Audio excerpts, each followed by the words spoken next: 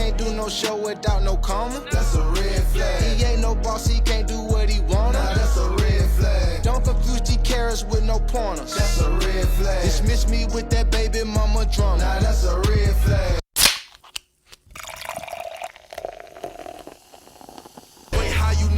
But ain't meant to plug, see that's a red flag. You talking about you trap, we know you capping, he was dead ass. That walked out pushing Lambo truck for breath, he just sped past. I'll be the first one pop my shit when we pop out, cause I was dead last. I got rich off songs and that phone, and that red bag, and I'm hopping off a plane, pop perks for pain, cause I got jet lag. The plug say pull up and you gotta wait, that's a red flag. Whole time he fishing chickens, you the bait, you a dead man. On Boulder Crest right by the Texaco, so I used to walk 1017 Eskimo, shit like the spot pull in, told her let him go. Hey, you got this, you got that, I'ma tell him no. And I can mail a bow, and I can mail some more. That's a red flag if you diss, but you scared of smoke. Say it's out, but it mid when you smell it though. Can't inhale the dope, man, it's some bullshit, dog. I can't do no show without no comma. That's a red flag. He ain't no boss, he can't do what he wanna. Nah, that's a red flag. Don't confuse the carrots with no pointers. That's a red flag. Dismiss me with that baby mama drama. Nah, that's a red flag. Shouty got more followers.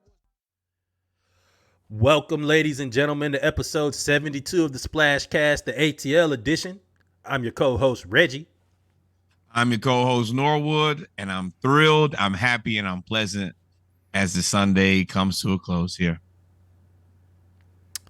You're happy on this Sunday. I don't think you were happy yesterday. But, Wow! It pulled out the 6-shooter, hit me with a quick scope. I guess you happy to pod too, huh, my friend? Ladies and gentlemen. Congratulations. We didn't play the kit Golden Flashes. I didn't name any names or said any sports. Nah, I know a shot when I see a shot, brother. Don't how they say, don't throw a stone and hide your hand. Well, y'all know how it is when it comes to the ATL edition of episode 72 of the Splash Cast. We talk about the Braves, Falcons, and Hawks/Dreams, affectionately known as the oldest, middle, and youngest child. Y'all have a chance to go back and listen to the pre-games. Pretty funny. Talked about Arch Manning. Also talked about the youngest UFC fighter, 17 years old, and had a little discussion about when fans and celebrity fans talk too much trash and get their teams destroyed. Mainly thoroughly Kevin destroyed. Hart. Kevin Hart with James Harden being the main one. But with that being said, we're going to jump right into our Braves segment. We are coming down to the end of the season. The Braves are still 1.5 games out of. But this has been the division. And lead. you can't be mad about it because the Mets are playing so good. We're already in the playoffs. Look at this, we bro. just can't get there. We cannot. We you know what? Team. And I'm not gonna say that. We have not. We have to speak this into existence. We know the Bravos can do it. They have not yet passed the New York Metropolitans, but it is on the way. Horrible name, by the way. But the Mets and the Braves have pretty much been neck and neck the entire season. Like, and it's not like with other divisions, and I'm throwing shade, but I'm not throwing shade. It's really just truth. Like, there's other divisions that aren't good where the races are close, but nobody cares. The Mets and the Braves have the second and third best record in Major League Baseball, if I'm not mistaken. I may be wrong. I may be missing. Nope, I'm right. The Mets and the Braves have the third best record in baseball. I'm going to say that again. The Mets and the Braves have the third and fourth, because the Astros are still the asterisks. The dumbest team ever to cheat when you don't have to. The Asterix have the second best record. You cheated on open book test, son. You damn fool. But the Braves have the second and third best record in the National League and the third and fourth best record in the major leagues. Unfortunately, the Braves and the Mets are in the same division. So being in the same division in the NL East, whoever loses this battle for the division has to go to the wild card. You know how mad I'd have to be the second best team or third best team in the conference and have to go to the wild card. And when it comes to baseball and wild card, anything is possible. anything can happen. I mean, anything. We were there literally last year and won the Super Bowl. I mean, won the World Series. I'm watching football. Yeah, I was talking about to baseball. say, boy, I'm watching football, talking baseball, and I'm watching football with a baseball score. It's currently 7-5, but and it's probably gonna stay that way too for the foreseeable future. They pictured a 2-inning. I mean, I was about to say, and then as soon as we say that, he rips off a big run. I thought he was finna score. I was like, look at me. But ladies and gentlemen, let's get back to it. If you look at the two teams, our winning percentages are 630 and 621. We're 1.5 games out. We are 2 games better than them at home. They are 4 games better than us on the road. We're 7-3 in the last 10. They're 8-2. We've won 2 in a row. They won 1.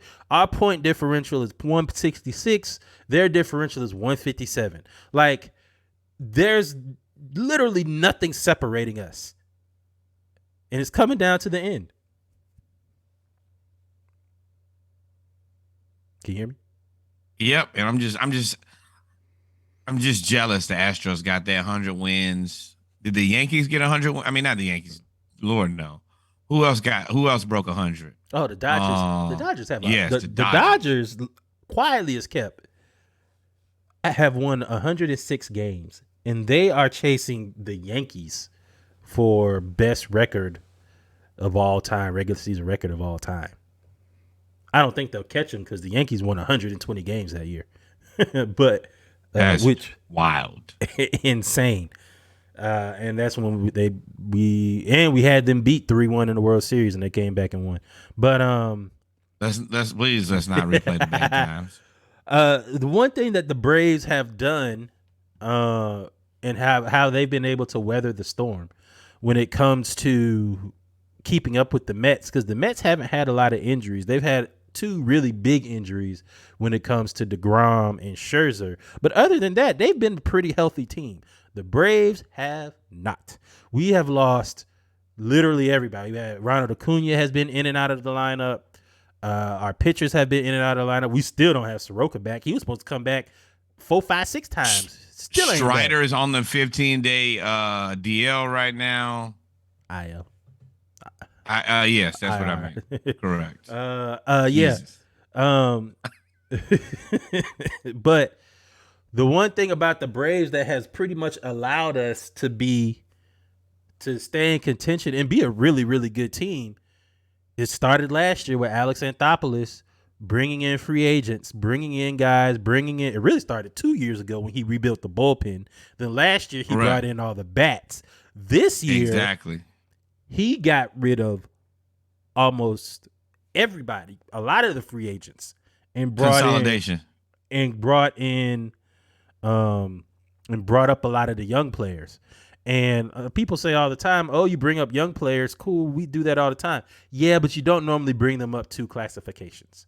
You don't normally bring them up from AA to major leagues, and they make an immediate and they impact. all come and knock it out of the park and play pretty well. So one person that's played pretty well is Grissom. Vaughn Grissom, who is a rookie, along with, and you can't really say Vaughn Grissom without saying Mike Harris. But Mike Harris and Vaughn Grissom. Strider. Asking for 3 AA players to be large parts of your success. You know what you're doing. That's the only thing I can say to that. You have to know what you're doing, because that's such a risky call. Yeah, I was saying, but Vaughn Grissom and Mike Harris came from AA. Correct. Spencer Strider went through the thing. Vaughn Grissom and Mike Harris batted behind. They were lineup buddies, I guess is the term that you use when they bat. Could you imagine being in AA every time? And those are the guys you got. And then they both get caught up and come back hitting home runs.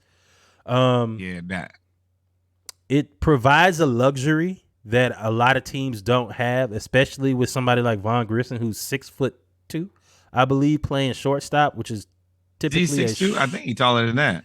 Which is normally a shorter player's position, because you got to be quick. That's like old boy who plays for the Pirates. for the Pirates. Yeah, yeah, he's 6'3". Yeah, He looks like a basketball player though. When you see Vaughn Grissom, like probably look like you play for the Hawks. You played the 2 for the Hawks. So Vaughn Grissom, I said there's no way that you can send him back down. Now he's played too well.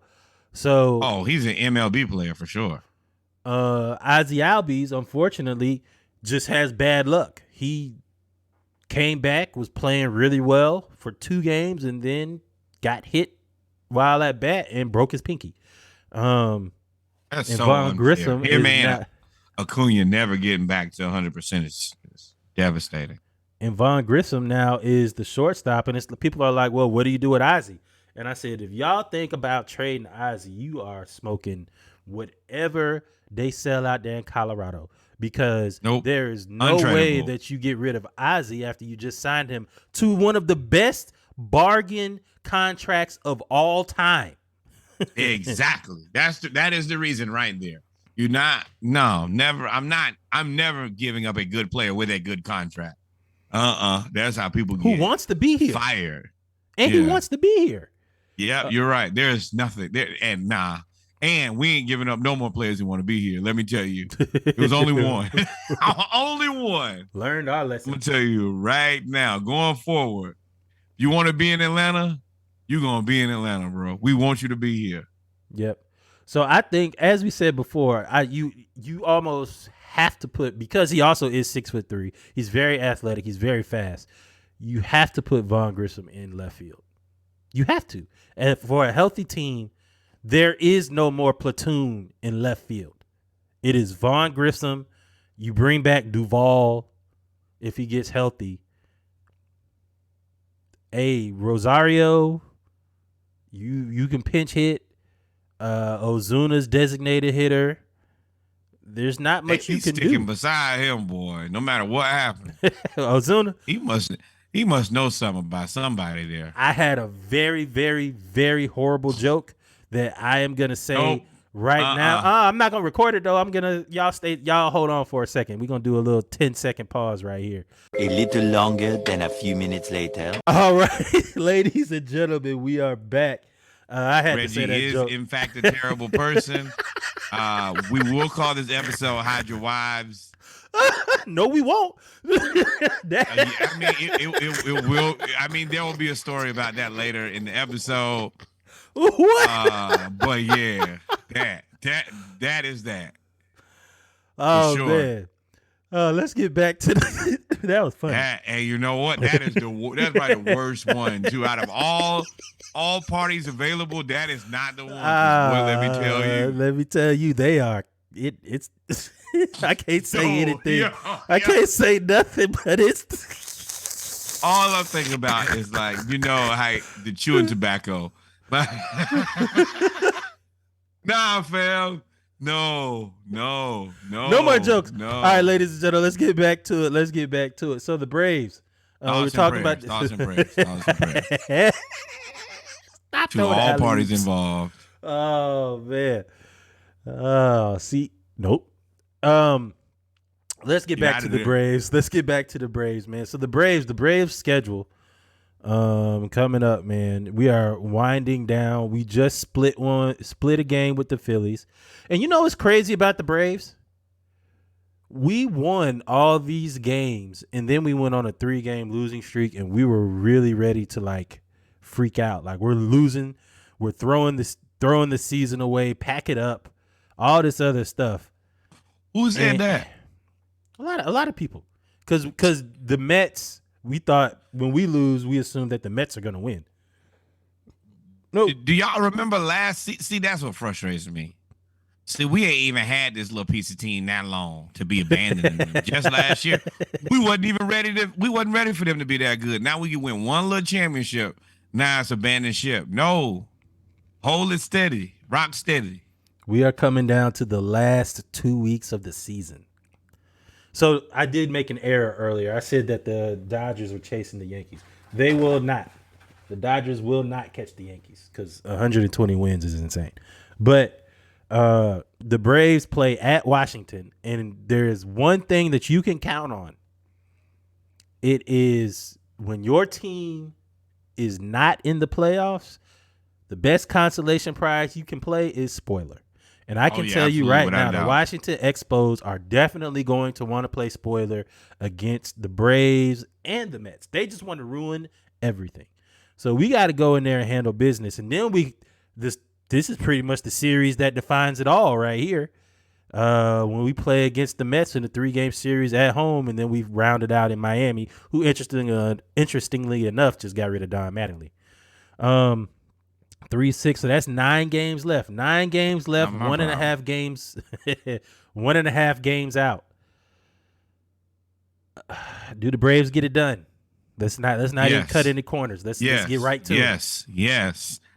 And I'm gonna tell anybody who's a doubter, there's not a team I feel more capable than this team right now. They play good. They like tough games. They like high pressure games. They have high IQs. And they play hard. I believe in my Bravos. If there's one team that could do it, it is the Braves. I will say that if there's one team that could pull this off, it is the Braves. But we've got to get healthy. The reason that we put Spencer Strider on the IR now is because he should be able to get 10 days off, and still be ready to go for the playoffs. We've given Ronald Acuna a couple days off, a couple days rest. You can kind of tell that Snicker and Anthopoulos and all of the management and leadership of this team are working together to try to get everybody healthy. I think we're confident. We're playing kind of like the Warriors now. All right, we're trying to figure out what do we need to do to put ourselves in position to win a championship, not to just win more games and run out of gas. We are trying to play long con here. How do we get ourselves into a position to play in big games? Because I believe this team can win big games. That's simple to me. Especially with the Braves playing potentially the winner of this division having the inside track to play against the Dodgers. When we beat the Dodgers last year, what was it? It was the war of attrition, right? Yep. So you're exactly right. So I think Max Scherzer, who was with the Dodgers last year, Jerry Jeudy just dropped another touchdown pass. I think Russell Wilson gonna whoop that. He gonna fight that. Boy, that boy gonna hit him with the holy water. Y'all gonna make him retire. Broncos country, let's ride out of here. Let's go somewhere else. I'm going to another team. But Max Scherzer got dead arm last year. You remember that when we played against him when he was with the Dodgers at the end of the season last year? I think it was Game 6. He went out there and they pitched him because they were about to lose. And he went out there and he was like, yo, my arm is dead after like 5 pitches. He was like, yo, I was just out there. Cue up the Timberlake. Cry me a river. Cry me a river. Don't matter. Don't matter. So I'm looking forward to it, man. I'm looking forward to the Braves handling business against Washington. I still do not believe in the Mets. I don't think that they have what it takes to. They don't have the mental fortitude to hold on to this lead. I don't think they have that. They haven't shown it. They haven't shown it since we played them. That's the reason that it's so frustrating for people to be trying to get off. And if you want to get off the bandwagon, please exit stage left or stage right. We don't need you here. We never needed you here because we've been rocking since day one. But if you leave, remember Norwood told you, you're a damn fool. Yeah. Now find your way out. Don't care. Yes, sir. Yes, sir. So with that being said, ladies and gentlemen, we've come to the end of the Braves segment of episode 72 of the Splashcast, the ATL edition. Y'all stay tuned as we get ready for the Falcons segment. And yes, it is winning Sunday. Oh, I got a lot of trash to talk to you people. And when I'm telling you, and like we told y'all, not the worst team in the NFL. And when I say you people, I do not mean that in the stereotypical divisive manner. I mean that in the all-encompassing manner. I want all creeds, colors, sex, gender, whatever you religion. religion, get it. whoever. You can get it. All of y'all that predicted that the Falcons were going to be the worst team in the league and we were going to get 2 wins, I said, y'all better not let us win 3. That's all I said. I ain't say let us win the division. I ain't say let us get to the Super Bowl. I ain't say let us make the playoffs. I ain't said nothing. I said, you better not let us win 3 games. We have won. You sound like Kanye when he won that Grammy. They said that you might act up if you didn't win the Grammy. We'll never know. Y'all stay tuned.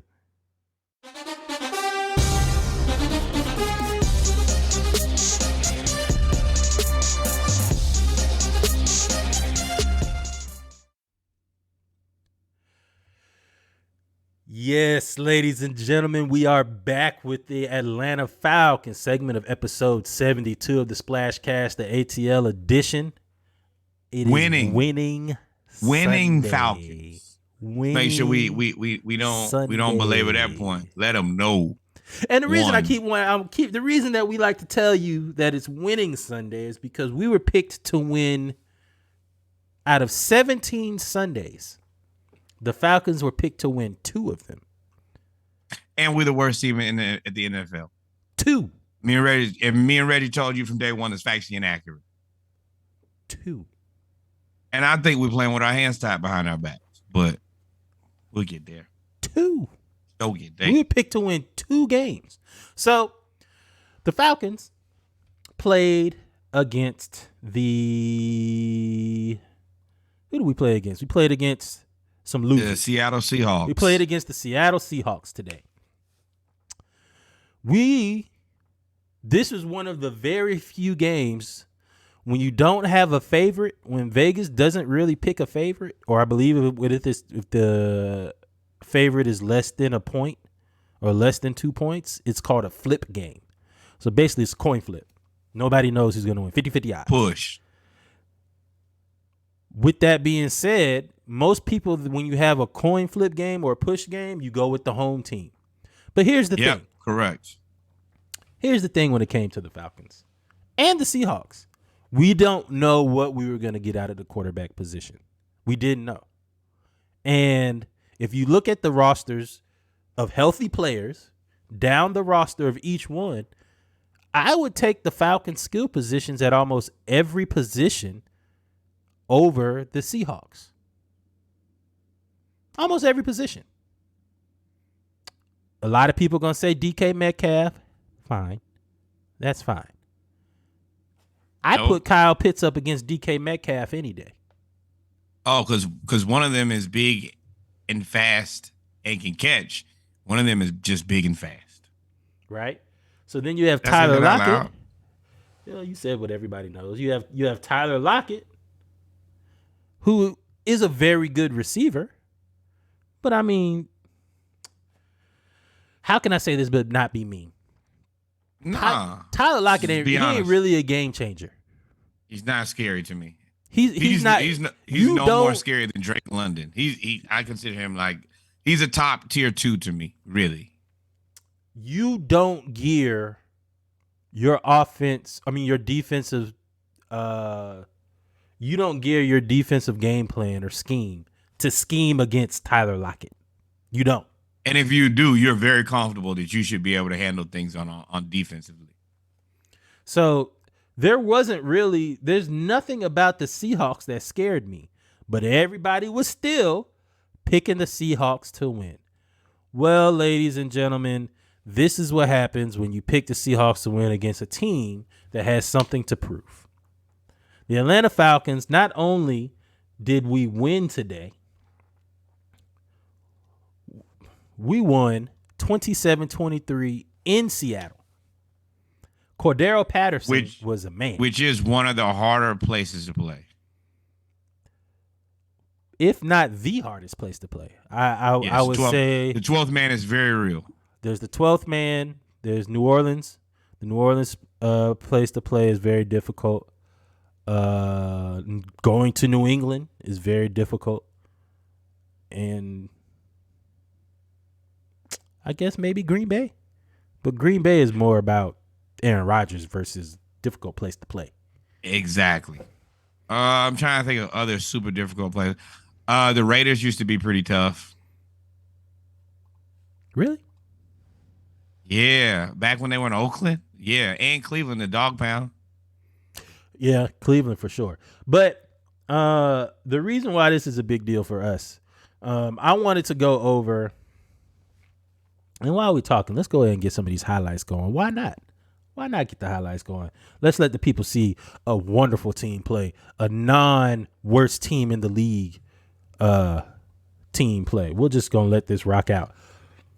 The reason and you know, go ahead. Raiders 0-3, baby. Raiders 0-3. So without boring you guys with stats, let's get right into our offensive likes and dislikes. Nora, what were some of the things that you liked about the offense today while watching the Falcons? It's a proclamation for me. I have been telling y'all that Cordero Patterson is a legitimate running back in the NFL. Pull up that beautiful beam footage of those stats on Cordero Patterson's running. Hold on, I'll pull it up here. I think he had 160 yards. 141. 141 yards on the ground for the Atlanta Falcons. We pushed a team around today. Bullied a team. And I don't think I've ever heard I've never spoken about the Atlanta Falcons in that type of nature. Bullying the team. So I was super impressive about how hard he continues to run.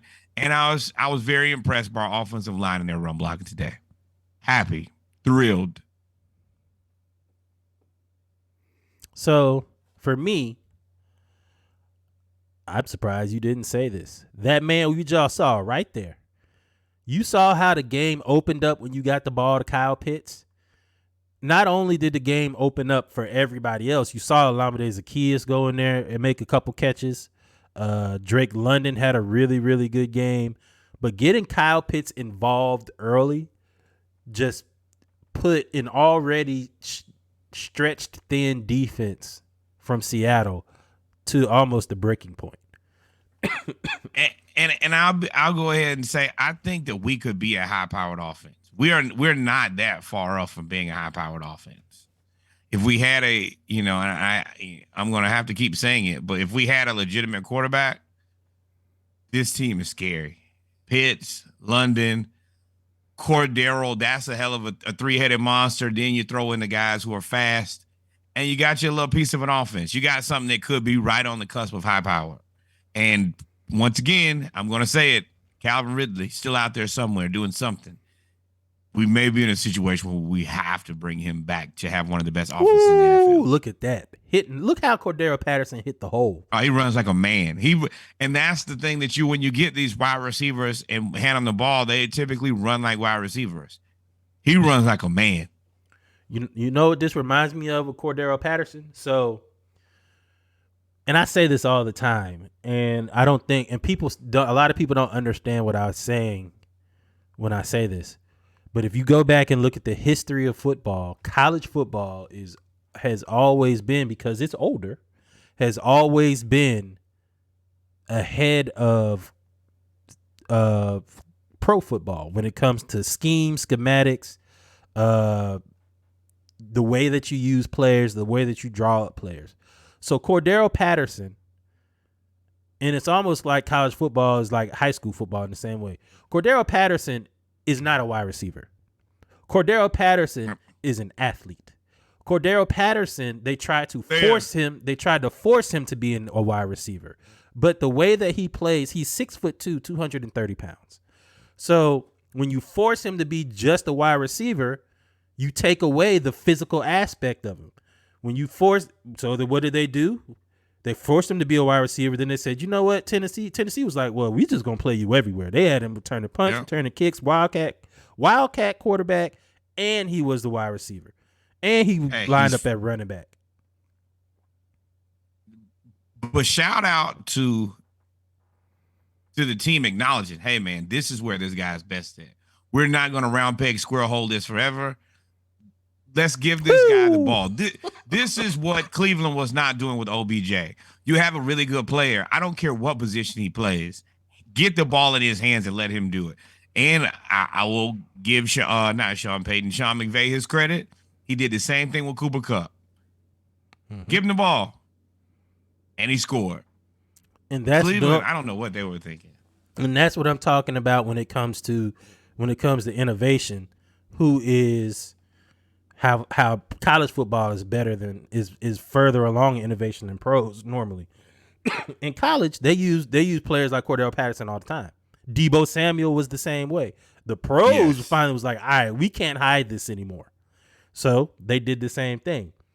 So, but let's get to some of our dislikes. Let's get to our offensive dislikes. We just saw one. I'm going to go here. I think it's the turnover. The thing about that has plagued the Falcons. Luckily, this time we were able to weather the storm. But the Falcons, historically, when we lose close games, we have one play at the end of the game that always hurts us and gives the other team a chance to win the game. We were going down in this drive. If you look at it, there was 5 minutes, 13 seconds left. We are in Seattle territory, 2nd and 7. We are driving. Get him out of there. And they mess up the mesh point of the read option, and they just dropped the ball. Get Mariota out of there. And I was watching. I went back through the plays. I'm looking at everything. I don't see anything that Mariota does that I don't think that Desmond Ridder can do. Game number 2. So I don't disagree with you. Nothing. But I think Desmond Ridder, talent-wise, can make every throw. What we not going to do is see this guy. Oh,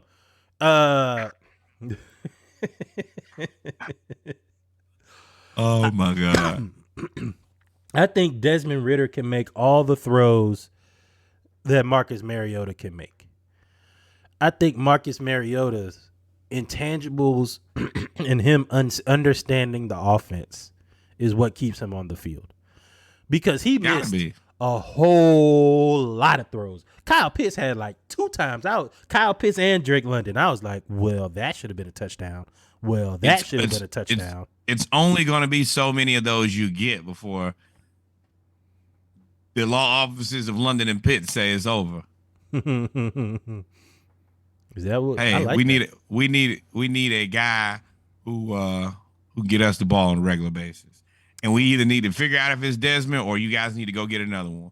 But we can do it, and I like that both of those guys have no issues going for tough catches and going across the middle and running you over. That's the thing I like about our offense right now. Everybody's bigger. 6'2" running back, 6'6" 6'5" wide receiver, 6'6" tight end, 5'10", 230-pound backup running back. That's a rookie that played linebacker as well as running back. Like, our offense will run you over, and we're That's doing. That's what my coach used to say back then. Strike a blow, son. Strike a blow. Our coach, you'd be like, you go get hit anyway. You might as well do the hitting. It don't matter if you're on offense. Right about that. Let's get to defense, though, because the defense kind of let me down a little bit. A little bit? Yeah, I'm going to give them some praise. Glad you are. What can I say about the defense? I like A.J. Terrell. He had a bounce-back game. The first game he played against the Saints, Michael Thomas, who I told y'all the Saints are not that good. Michael Thomas had 2 clutch catches against him. It seems the thing about A.J. Terrell is you may get him once, meaning, and when I say once, like one game, he ain't going to make that decision no more. Every time he was on DK Metcalf, for the most part, if it wasn't zone, he was locking up DK. I don't like how Dean Pease just drops our corners 15 yards off the ball. I don't like that. If you're going to be a blitz-happy team, You've got to be able to press. You got to press so you can allow the blitz to get there. Geno Smith was looking like Russell Wilson back there back in the day, just picking us apart in the first half. I was like, all right, man. They went down the field 80 yards in 7 plays. Like, this is ridiculous. It was way too that and that is my issue. The defense was just giving it up way too fast. We're getting crushed, and it's the Seahawks. This is a game we thought we were going to win from day one. This is a team we have to beat. But it's disappointing when you have the offense. Well, the offense should have scored more points. It's hard. But that's tough to say when you had 20. You scored 27. Yeah, it's the Seattle Seahawks too. Yeah, but I mean 7. So if you score 7 points, if you score a touchdown a quarter, you're supposed to win the game. I agree, but yeah, you can't give up 23 points to Geno Smith either. We got to stop that. That's truly concerning to me. Yeah, it is. I'm very nervous about our safeties. That was the one position that we really did not address in the offseason. We brought in Casey Hayward. I was getting mad at Casey Hayward during the game until I realized it really wasn't him. It was the play calling from Dean Pease. What I did like, Grady Jarrett has announced himself. He has arrived. He is here this season. Grady Jarrett played really well in the fourth quarter. Our linebackers were kind of sus today. We small. I saw us kind of get to the play a lot of the times, but not be able to finish. So I'm going to need the safeties. And they're both young, and they did get the game-sealing interception on 4th and 18. But I'm going to need them to play better. I realized, and the announcers pointed it out today, we rotate our nickelback. So we don't have a set nickelback. We have the undrafted free agent, was it D. Williams, who came from Canadian Football League. We have Eric Harris from last year, and then we play one other guy. We pretty much, I think it's Hawkins. We rotate those 3 players. I'm okay with rotating players in college. College, you have so many people to play. You can recruit more players. You have a chance to play more players. In the complexity of NFL defenses, you're not going to have a chance to rotate that many players at one position. If you have to rotate that many players at one position, that means it's unsettled. You can't do that. You're not keeping people fresh. You're compensating for not having enough personnel. Correct. You're trying to beat it with numbers. Jimmy G did it again. That's not his fault. That's Debo's fault. I guess so. That's Debo's fault for sure. Oh man. But this game is trash, let me tell you. 11-10. But as much as all Jimmy G's fault. What are you talking about? He threw it in the quadruple cover. Looking. No, I'm still a play behind. But I do think that we bring back what's his name? Rashad Evans? Rashad Evans, our linebacker. Rashad Evans played really, really well. He was everywhere, actually. And He's a Falcon. He's a Falcon. He is a Falcon. He's a Falcon. He's a Falcon. Him and Michael Walker. I'm very happy with the way that they play. Like we said to start the season out, this is a tryout for everybody. Those 2 guys, I feel very confident, have the opportunity to come back next season. We would love to see what we can do in the future with those guys.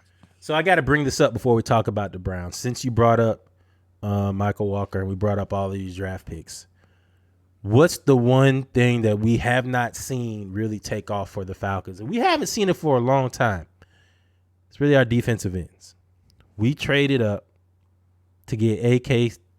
He's 46. His number was 17 in Penn State. AK. Right. He's got a African name, so I can't say his entire name. He's a 2nd-round pick out of Penn State. I was skeptical about this pick because my apologies, that was Jimmy G. Yeah, I know. I was skeptical of that pick, not because of him, but because I felt like you could get What is something that you say all the time? You could get a him. You could get somebody like him much later than having to. I don't like trading up, period, when you have this many holes in the roster. If you reach, you got to go get him. You got to go get one that's worth it. Because otherwise, the next time you want to go for a reach, they're going to look at you like, nah, fam. You remember last time we did that? It didn't really work out the way. Let's stay where we at. So I will say our offense has the ability to look very explosive. Could you imagine, and yes, I'm a UGA fan, I'm a homer, it is what it is. We drafted AK-17 at pick 48.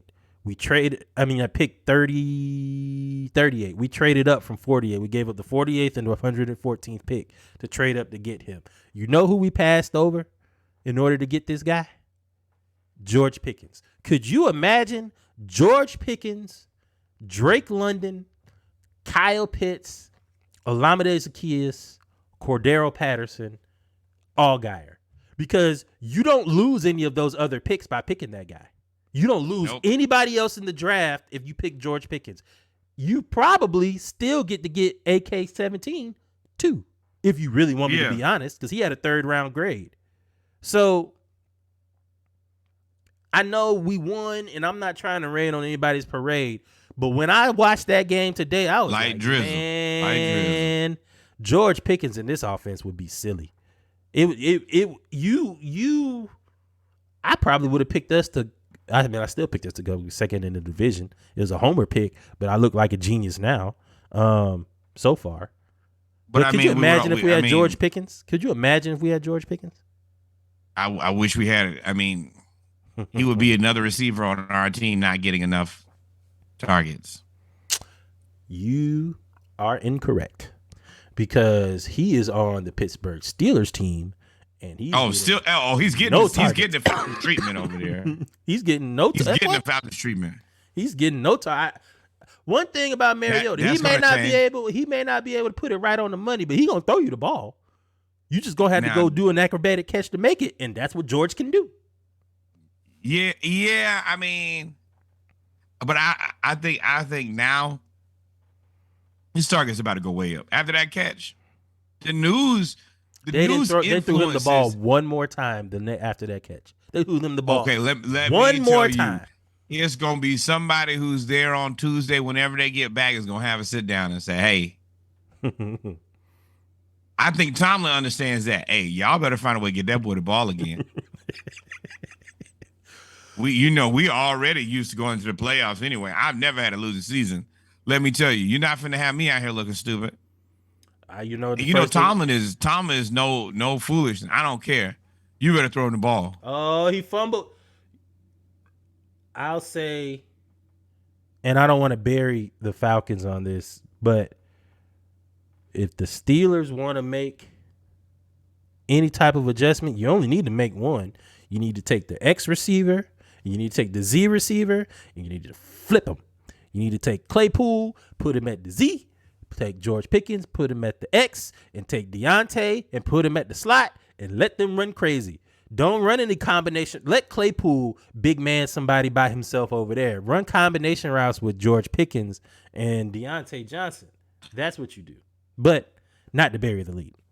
I don't care about them people. I don't wish them. I'm not even gonna hate on Mike Tomlin, but good luck, bro. Hopefully you get done. So come to the Splashcast thinking we finna save you. You're not here for that. The Falcons play the Browns tomorrow, next week. Mind you, the Browns play Thursday.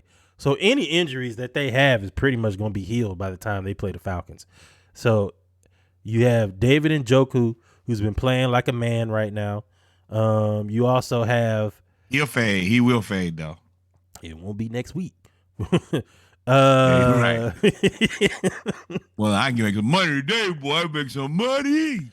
Ironically, Marcus Mariota has more passing yards than Jacoby Brissett. Nick Chubb is leading the league in rushing yards, 341 yards, 4 touchdowns. Guess how many rushing yards Cordero Patterson has? Quietly as kept, 302 yards, 2 touchdowns. But we do. I think we have I'm not gonna say a top tier. We have better than mediocre running back play. I don't care what position y'all want to say he is. He better than majority of guys. Yeah. So with that being said, man, what's some of the matchups that you're looking forward to seeing as we play the Browns next week in Atlanta? I'm looking to see if we can have some level of offensive consistency. We're going to have to use our offense. And we're going to have to ratchet it up. We're going to have to really try to score some points just for ball control because they're going to run the ball. And I don't know if our defense can stop them right now. So we're going to have to go right back down the field and try to score. And I think we're going to have to probably score fast. We need to play fast. So what I'm looking forward in this game is Amari Cooper just had the game of his life. He surely did. Thursday.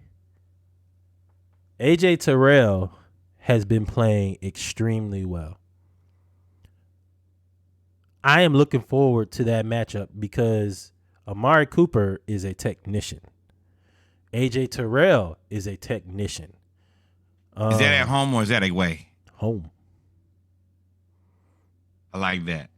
As good as Amari Cooper is, and I do think that when he's in his right settings, he's one of the best. He's known to disappear in away games. Mm-hmm. Doesn't play bad, just disappears. I don't know if he disappears in this away game, though, because historically, you're right, he does disappear in away games, but normally those are outdoor games. Home games in the dome, he be having the game of his life. Well, we don't need that, for sure. Hopefully the Falcons can get healthy, but that is what I'm really looking forward to. And then, of course, I really just hope that our offensive line can do something to slow down that defensive line. Because Myles Garrett is now healthy. Myles Garrett is, I think he re-signed a couple years ago, but he's coming up on a contract year within the next 2 years. So he's got to put together his resume again. But he's consistent. He doesn't. He is going to try to eat Jake Matthews' lunch. And for as good as the Browns are defensively, their weakness to me, from what I've seen, and I haven't watched a lot of them, I have to go watch it again. Their weakness seems to be their linebackers. Their D-line and their secondary seem to be pretty okay. Yeah. Their ball control helps, though. Having Nick Chubb be able to consistently run and Kareem Hunt, it allows you to play ball control. So you are, to a certain degree, if you can time it well, you can keep your defense off a little bit. And Chubb is a man.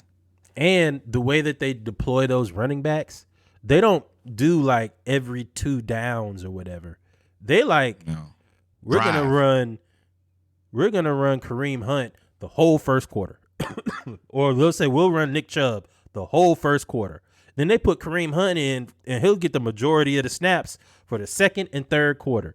And then in the fourth quarter, Nick Chubb come in and will just beat you into submission to end the game. And I'd be like, dog, you know how frustrating as a defense that has to be? Because both of them are big as hell. Like, ain't nothing you can do about it. You know how tragic that has to be like, I don't want to do this again. Not again. And that's one of the benefits of being a running back as you get deeper into the game. The linebacker getting tired, bro. He don't want to do this again and again and again, especially if he's not winning them. Even if you're tying him, eventually he's going to break. Yeah. And it's that one time, get loose on you. There's nothing you can do but get embarrassed and be on ESPN. Now, I will say, if you can control the run game with the Browns, they are beatable. They are beatable. Absolutely. Very beatable. Because outside of Cooper and Njoku, who you can guard Njoku. I don't believe in Donovan Peoples-Jones. I don't believe in Bryant. I don't believe in Anthony Schwartz, Bell, Felton Jr. I don't believe in any of them. Regular. And Jacoby Brissett is pretty good as well. Russell Wilson cried? Get out of here. Boy, y'all won 11-10. Crying because he like, I got to play with these guys for the rest of the season. 15 more games. So At least now I'm rich. That's what he probably crying. go home to my wife. Yeah. So with that being said, what's your prediction for this game?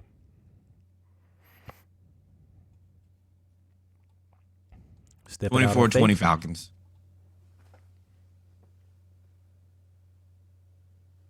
23-21 Falcons. 23. Yep. Okay, we right there in the same ballpark though. Yeah, I think we have to kick a field goal. I think Young Way. I don't even call you Young Ho no more. And I 100% trust Young Wei Koo to deliver. He delivers. He on kicked time. a 54-yard field goal today with 5 yards to spare. USPS After delivers. that, he missed a couple On field time. goals. He missed a field goal against the Rams. He missed a field goal against the Saints. But he seems to have corrected that after today, as of today. So I'm going with the Falcons for an upset. And if you think I was annoying now, just think this is level 1. I only need to get to level 3. Level 2 is, hey, we've got 2 wins. We've matched the season prediction. Yeah. Level 3 annoyance is, I told you so. Level 4 annoyance will be if we actually finish ahead of the Saints in the division. Y'all will just, I'll probably be banned from the whole state of Louisiana. All my family will just have to come visit me. Oh, you be Mike Evans? Like you banned from that restaurant? You be banned from the whole state? That's fine with me. No, I didn't do nothing wrong. I just told y'all the truth. Truth shall set you free. With that being said, ladies and gentlemen, we come to the end of the Falcons segment of the Atlanta edition of episode 72 of the Splash Cast. We have one more real quick tidbit. We're going to get right into the Hawks segment. Media Day. It was Media Day, man. Y'all stay tuned. Basketball season is almost here. It's about to be the greatest month in sports history. October. Baseball, playoff baseball, basketball, and football. Y'all stay tuned.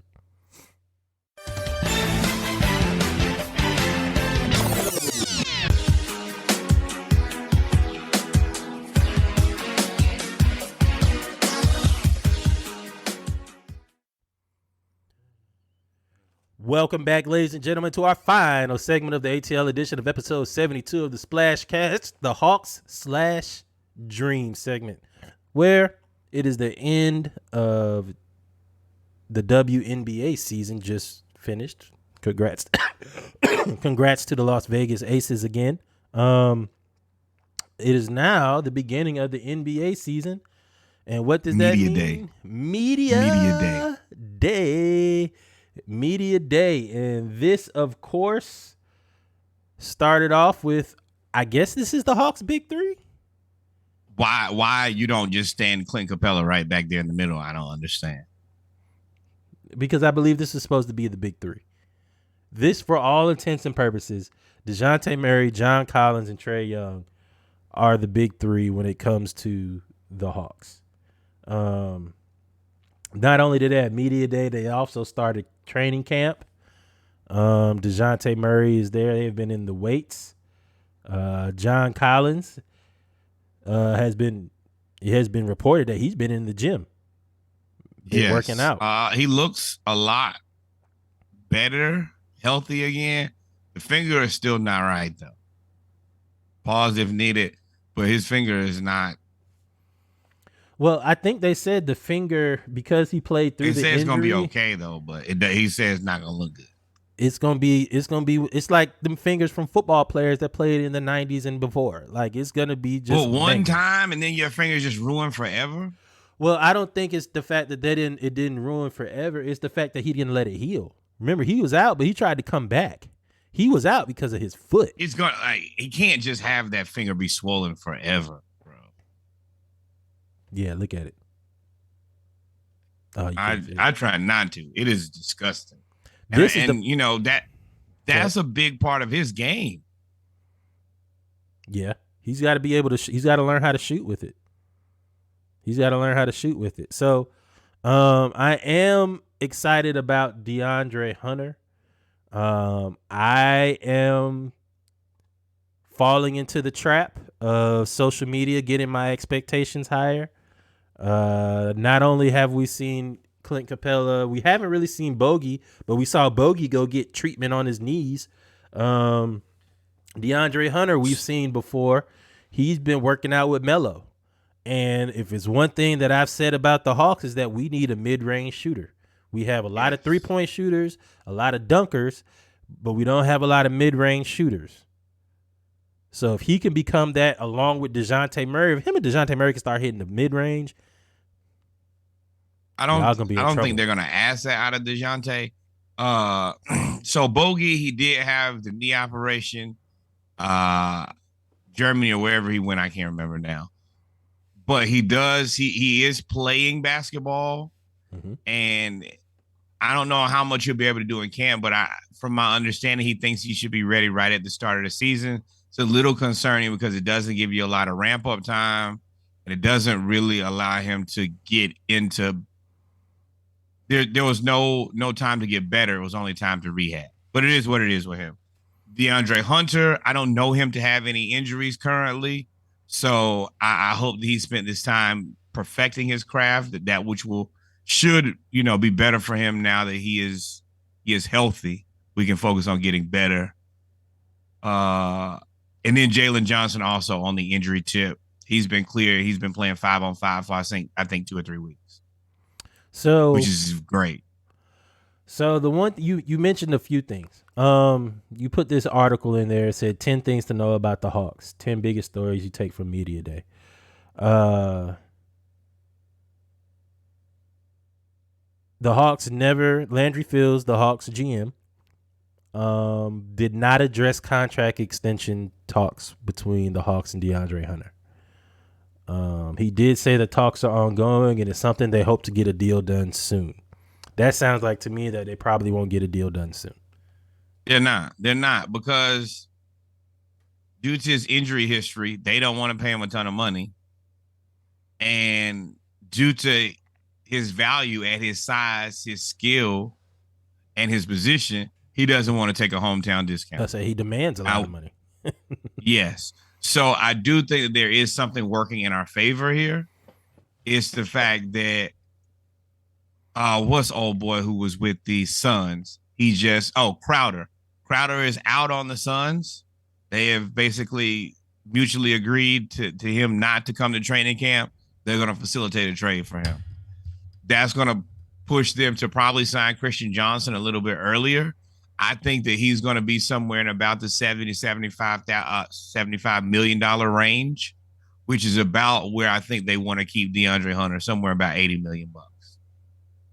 I hope that works. I hope it works out. I just hope that the Hawks don't get burnt like the Ravens and decide to try to play chicken. And right now, the Ravens are losing the Lamar Jackson sweepstakes, and I hope the Hawks don't fall into the same thing. But there's nothing they could do. They couldn't give him a whole lot of money considering he's been injured so much. And he's not taking that because he's like, I'm the prototype NBA player. I'm a 3-level scorer. I'm a top-tier perimeter defender. I'm big enough to guard most, power forwards in the NBA. I can't. And I'm an NCAA champion too. And I'm a top 10 pick. Well, the reason I said I hope the Hawks don't play themselves is because the thing about DeAndre Hunter that has always plagued him, especially since he's been in the league, is his ball handling. And this is the first offseason that he's had where he's healthy in the last 2 years. And the only thing he worked on all offseason, 2 things: dribbling and shooting off the dribble. That is the only 2 things that you've seen him work on. That's great too. So because if he can get those down, he is a killer. He is. We about to renegotiate some other contracts because. You know what I would really like to do? I would like to get him on a Jaylen Brown contract, like the one they got him on right now. We can squeeze a couple of years out of that before we have to re-up and really pay him. Almost like a DeJounte Murray contract. It's another triad. Like, we're gonna pay you enough so that you don't want to leave this situation, because I do think that this is probably the best situation for him. You're gonna be able to play defense. I don't think this is I don't think this is the best situation for him. I think he could go to a lot of places and it'd be the best situation. It'd be a good situation. But he's not like in Boston, those guys have to get all their own buckets. They don't really have a point guard who can facilitate. Dallas. You got a guy who can where? Dallas. Phoenix. Mikal Bridges.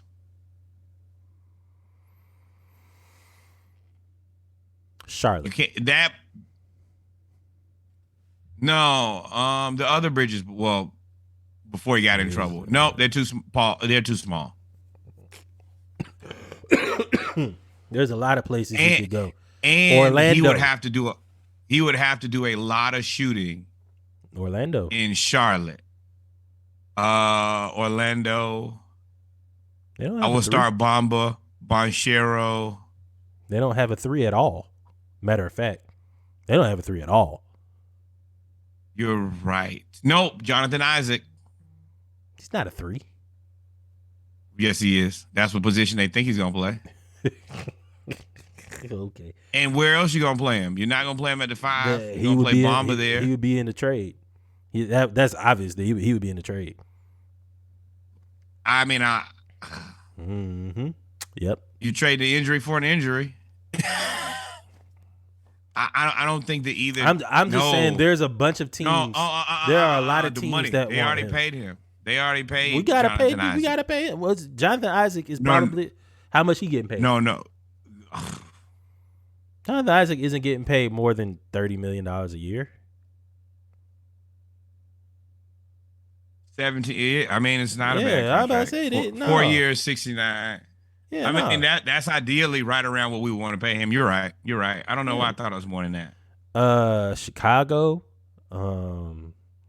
Nope, they already got Patrick Williams. They don't believe in Patrick Williams. He's more hurt than DeAndre Hunter. And that's not a better situation for him. I don't care what you're saying. Going from the Hawks to the Bulls is not a better situation. I'm just talking about money. Oh, better situation. And money. Where do you think you're gonna line up with DeRozan, Levine, and Lonzo? Well, Lonzo is to be determined. Is he? Well, the money ain't to be determined. The money's guaranteed. I'm basically saying there are other situations that are just as feasible to pay him, make a decent basketball team, and he'd probably get more shots. So that's a difficult line that you tote. Philly would love to have him instead of your boy. And he's from Philly.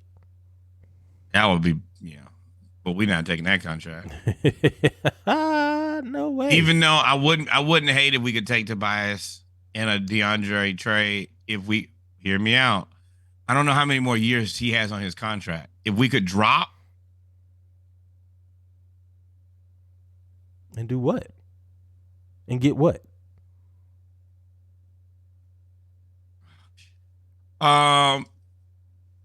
Tobias on a reduced rate, they would probably do that so they could stay under the cap. Yeah, I don't see the logic in that. But anyway, I mean, if you could get Tobias Harris at like $20 million, he's not that bad. The reason he's bad is because he's so expensive. Well, okay. I'm not going to necessarily agree with that, but I'm just saying there's more spots he can go to that could accentuate his abilities. I think that the Hawks will have to figure out a way contract wise to make it work to keep him. I think this is one of the better options, but there are other options out there, especially Dallas. Okay, so would you take? I don't know if the money works on this, but they probably wouldn't. Like a Thibault? Nope. No, I don't think the money works on that. No. I was thinking in my head Thibault and no. Tobias for Hunter, but you would have to Who else would you give up? There's no they talk about salary cap. We'd be in salary cap hell. But we will be flush. With what? And I'm saying that you would have to rework Tobias's contract first. Why would you do it? I wouldn't. No. Hell no. No. I don't want to. I don't want to. This is gonna be a rabbit hole. But no, I don't. There's absolutely no way, shape, or form I'm trading DeAndre Hunter for Tobias Harris and Matisse Thybulle unless you giving me 7,000 first-round picks and $7 billion in cash incentives. There's no way I'm doing that. No way. Absolutely. I don't know if I agree with that. I'm sure I disagree with that. If you say, hey, here's DeAndre Hunter, and I say, hey, give me Tobias and Matisse, I'll take that. I'll take it. You can have it. But our bench ain't the greatest. I put Matisse right there at the backup 3. Yeah, but other stories from Media Day, there's Nate McMillan, who apparently has been in who's been in talks with Trae Young all offseason, and especially leading up to the trade for DeJounte Murray. Nate has already talked about playing Trae off the ball more. But Nate has also, he's an old school coach. So the first thing he asks is, who are we? What type of team are we going to be? Blah, blah, blah, blah, blah. And I'm like, Nate, that's cool. But what kind of coach you going to be, bro? Because you can't be the same coach that's not going to play young players. It's not going to be able to work no more. That don't work no more. Got to play those guys. AJ Griffin, I think, there's space for him to have a big role. Why? I would, because I would rather not play Harkless or Holiday. Harkless and Holiday. Oh, both. Which Holiday? Big Holiday, not Little Holiday. All of them, aren't they 4s? They're both 4s. No, Aaron Holiday is a point guard. No. You said Big Holiday. The other Holiday is a 4. Harkless is a 4, right? Yes. AJ I don't want to play. I don't want to play any of the Kings. 2. Let me be very clear. I don't want. AJ Griffin is a 2. No, 3. 2 or 3. I haven't played it. He's more of a 2-3, and the other guy you talking about are more 4s. So I don't. Yeah. So you said there's a bigger role. I don't. I guess there is because you don't. I guess he's your backup 2. He's got to be your backup 2. Really? No. Aaron Holiday is our backup 1. Bogey is our backup 2. I would like Griffin to be our backup 3. Jalen Johnson to be the backup 4. Okongwu to be the backup 5. So you got those other guys just to fill out the roster. Injuries, adulthood, all of that. But yes, I think that. Yeah, that's what we drafted him for. Let's play him, man. Let's not. I don't think that Justin Holiday, 6'6", 180, small forward, or AJ Griffin, 6'6", 220. Give me the younger guy who shoots 50% from the field in college. Mm-hmm. Other that would ideally be my lineup. And I will tell you from playing 2K believes in Griffin. They believe in him strongly. A lot of people believe in rookies on video games. But I agree. There's Bogey. Bogey has hinted that he's actually going to play some preseason games. He's in the final phase of his recovery. I wouldn't play him. But if you want to, you can. Also, Clint Capella has said that his goal for this season was to be one of the best defenders in the league, and now that he's actually healthy.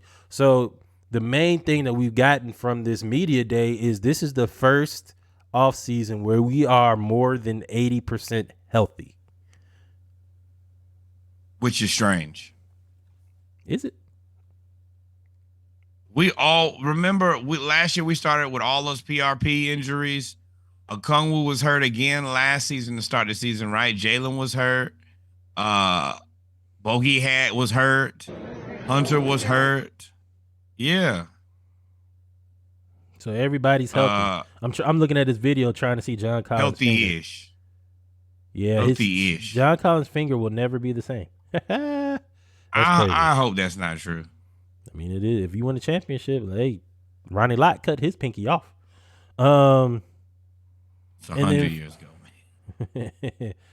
And then finally, Onyeka Okongwu has been going back to California and has been working on his jump shot. So it's going to be interesting. I hope he understands that he has to have that shot because he really needs to move the power forward. But he can't play power forward because he can't shoot. You can't put him and Clint right there together. It's the reason that John Collins is valuable. He needs to pattern his game after old boy and with the Magic. But he is I was thinking about it. He's with the exact right players. You have an offensive phenom in John Collins who you can practice against every day. If you can get confident in at least slowing him down, then you can probably slow down the majority of the power forwards in the NBA. Offensively, if you can score consistently on Clint or even anything near that, I think he's one of the best defensive centers in the NBA. That is a hell of an accomplishment. You should every day be getting reps against two of the guys who can help you the most in the parts of your game where you need the most help. Onyeka Okongwu should pattern his game after Bobby Portis.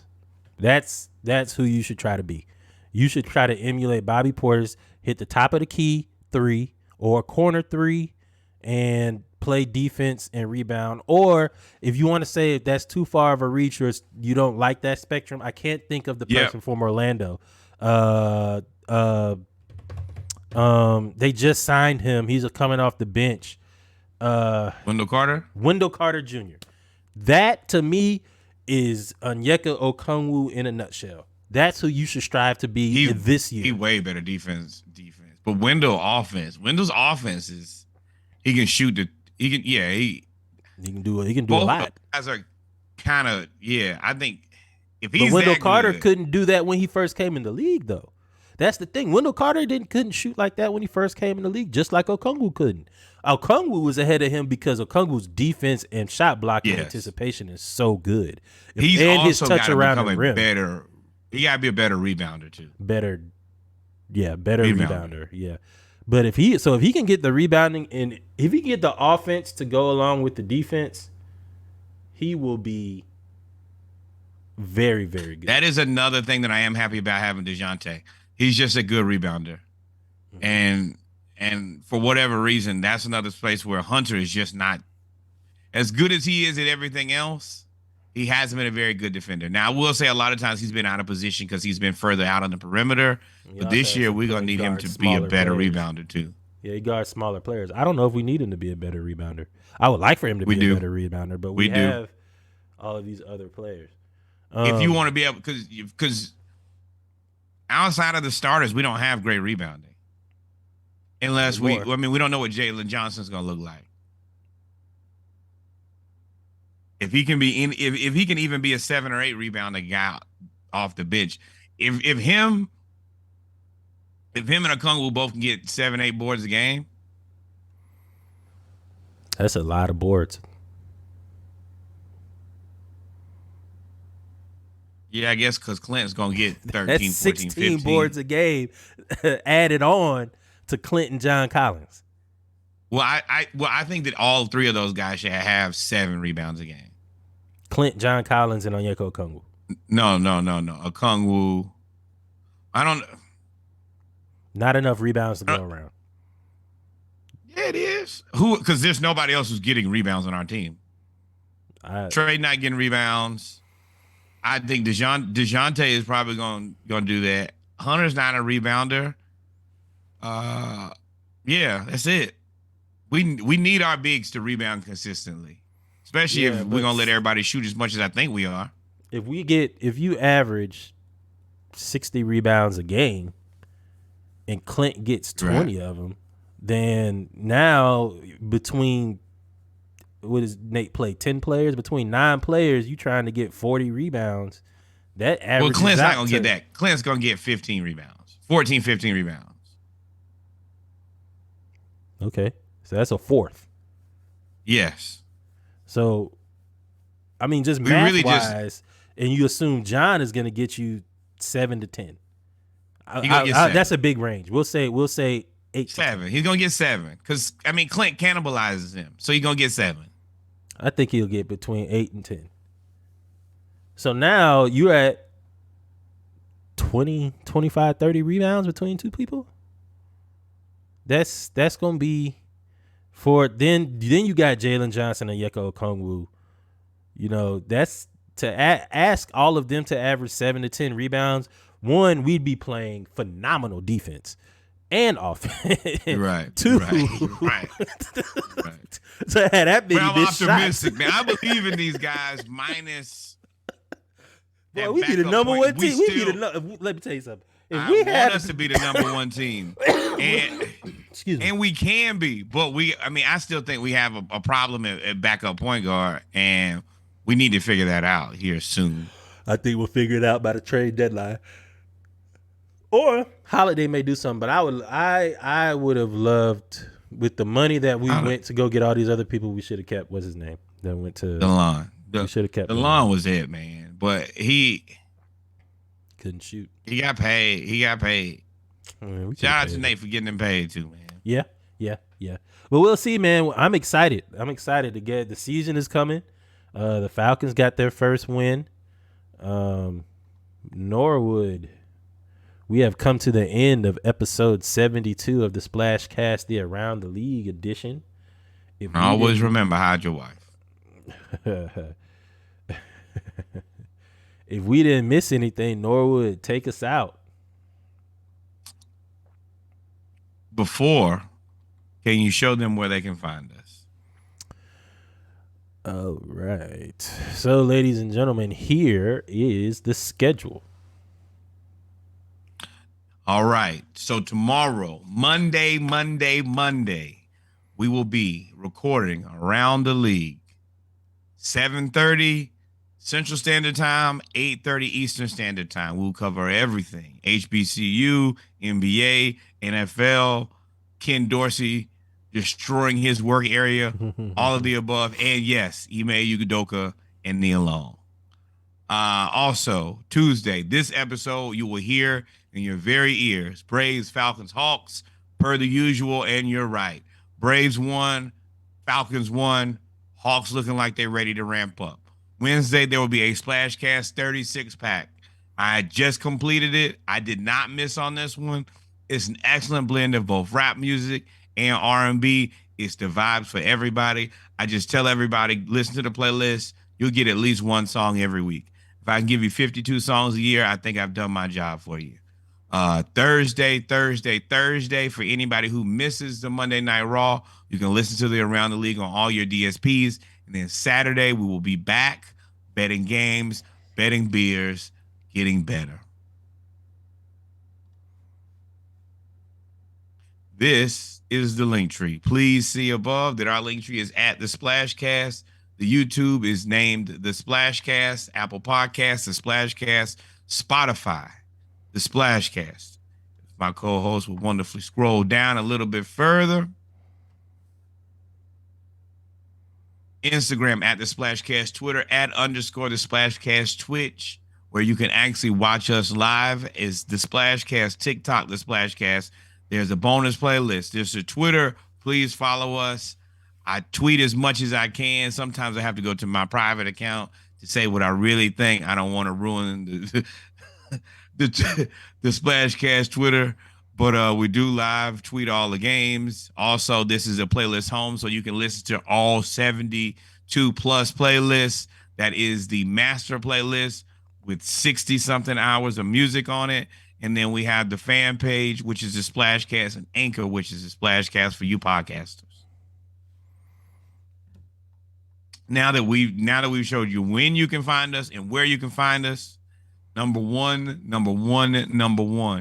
More black baseball. Number 2, more black cowboys and cowgirls. Number three, and by far the most important, the historically black college university you attended, your cousin attended, your mother attended, your favorite great auntie. Send some money over there.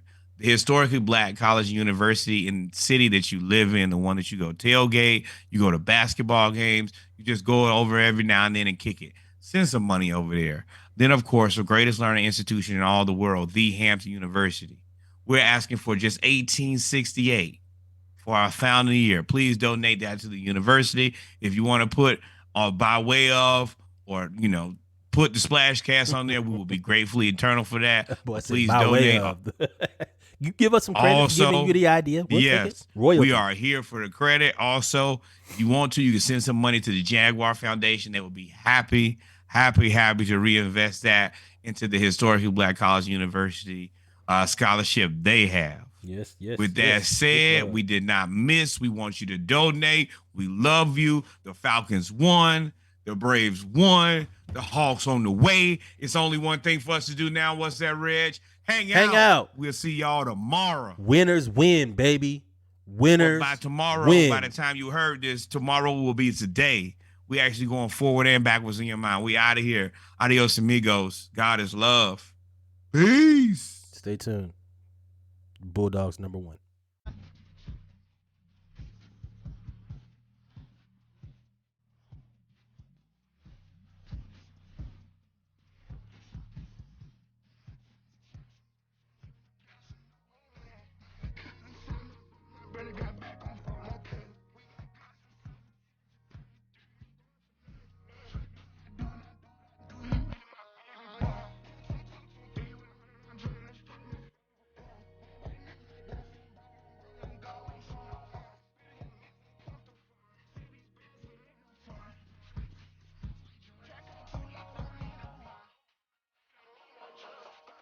I feel like